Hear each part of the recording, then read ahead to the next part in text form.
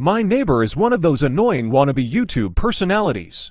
Over the years, I've seen him cough out cinnamon, lay flat on the hood of his car as it slowly creeps down the driveway, and douse himself in lukewarm water, all the while screaming epic win, epic fail, or fuck. Epic maintenance of the status quo. For all I know, it can get tiring to watch him go about his shenanigans in the pursuit of viral fame. So, when he knocked on my door the other day, told me he was going away for a few weeks, and asked that I get his mail, honestly, it was a relief. I can't explain the peace of mind I had knowing I didn't have to brace myself for any of his stupidity for a while. I was always afraid his stunts would wind up bleeding over into my life. Things were pretty normal for the first couple of days. He received a few bills, a bit of spam, and what I could only assume was a birthday card.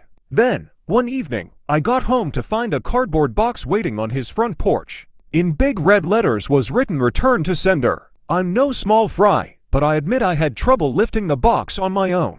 It was really freaking heavy. Lugging it across the road to my house was even harder, and I quickly realized there was no way I was going to drag it up the stairs and through my front door. I decided I'd leave his package in my garage. It wasn't like I kept my car in there. The garage door was a piece of shit that refused to open without a good thug and a whack. It was less trouble just leaving the car in the driveway than it was to fight with the garage door every morning and night. In hindsight, I should have set the package down while I struggled to open the tricky door. But you know how it is when you've got a good grip on something. No point in setting it down if you don't have to. It was as I kicked the door for a third time that I lost my grip on the package, and it fell to the ground. I heard a light crack inside. Shit, I cursed. I hoped I hadn't broken anything important, but figured I just wouldn't tell my neighbor about it and let him assume the break happened en route. Hands-free, I finally managed to get the garage door unstuck,